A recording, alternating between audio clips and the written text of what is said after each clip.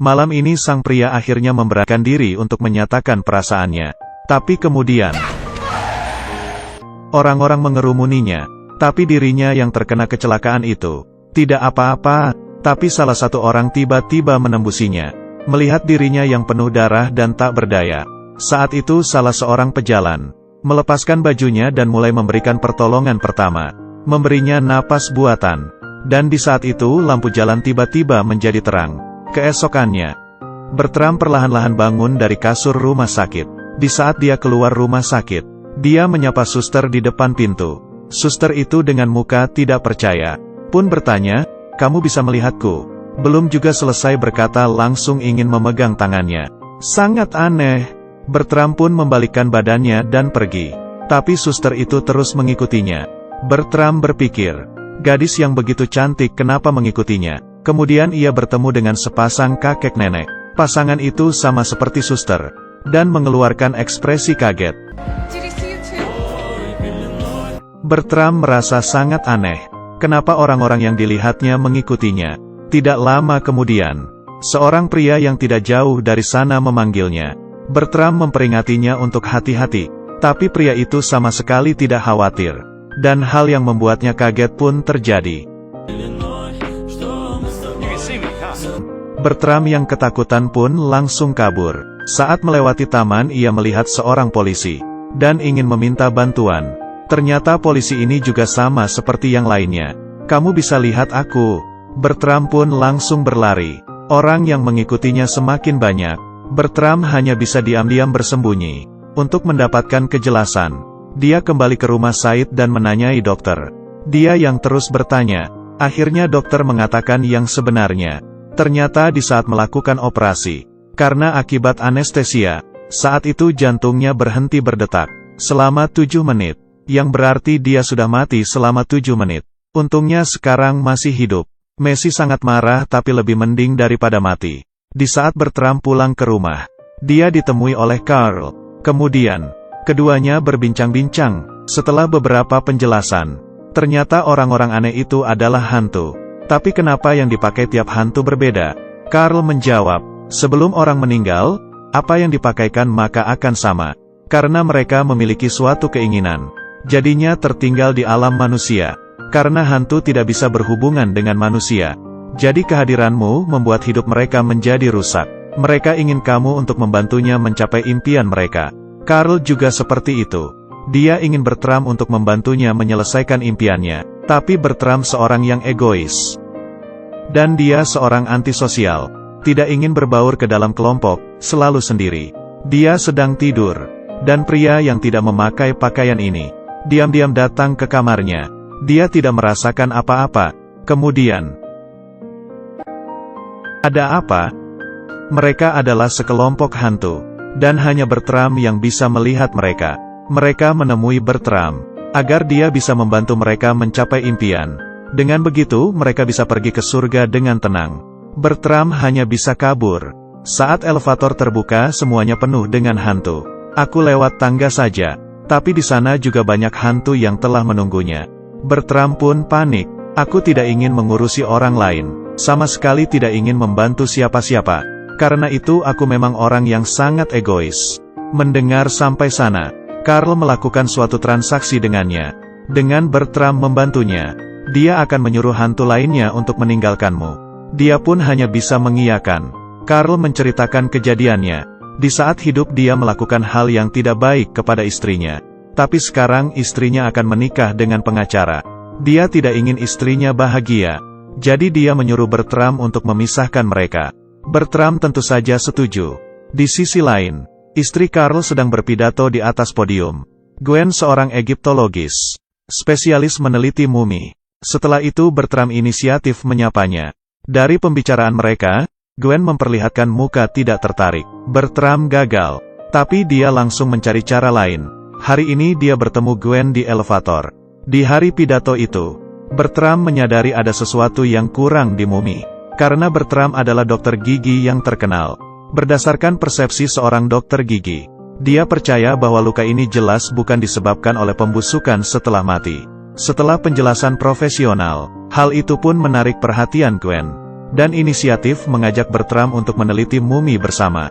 Bertram yang mendapat ajakan juga tidak langsung mengiyakan. Dia mengatakan lihat dulu apakah ada waktu atau tidak. Ini aku tidak ingin membatalkannya, dan juga tidak bisa dibatalkan. Jadwalku sangat sibuk. Tidak apa-apa, menurutku menaati seseorang harus ditepati. Semuanya sudah penuh. Sepertinya tidak ada.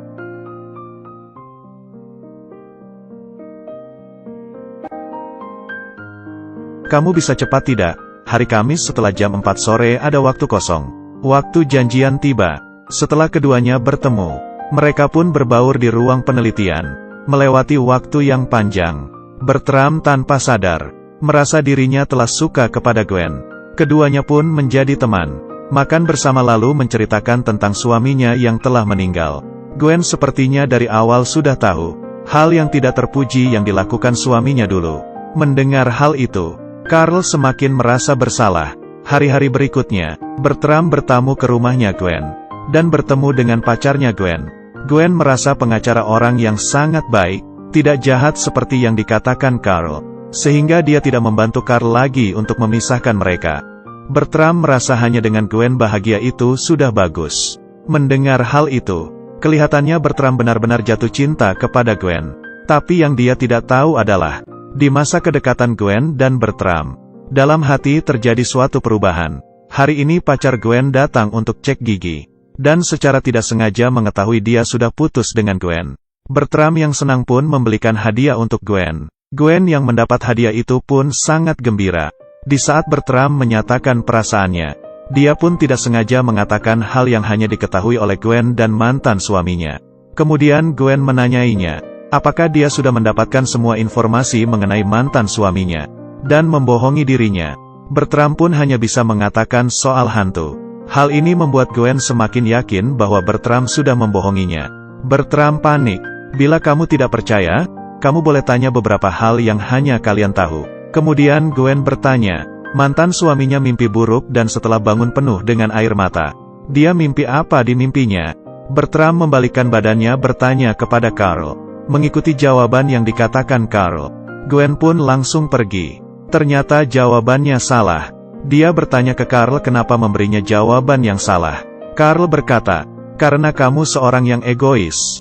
Aku tidak akan membiarkan Gwen menikah dengan orang sepertimu. Setelah mendengar perkataan Carl, Bertram hanya terdiam. Sang pria sedang teleponan. Kemudian sebuah papan jatuh dari atas. Untungnya tidak terkena. Tapi setelah itu, kamu pasti tidak akan percaya apa yang terjadi. Pria itu ditabrak dan meninggal. Hal aneh yang terjadi.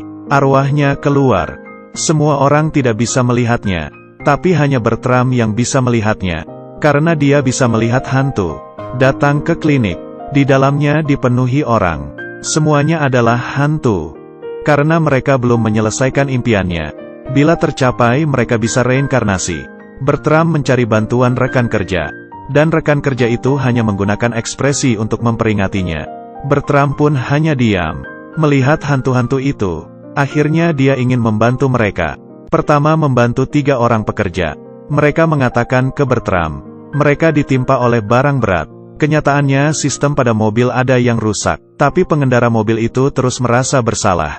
Dia mengira karena dirinya yang melakukan kesalahan mengakibatkan hal itu terjadi. Melalui penjelasan Bertram, dia mengatakan semua yang terjadi kepada supir.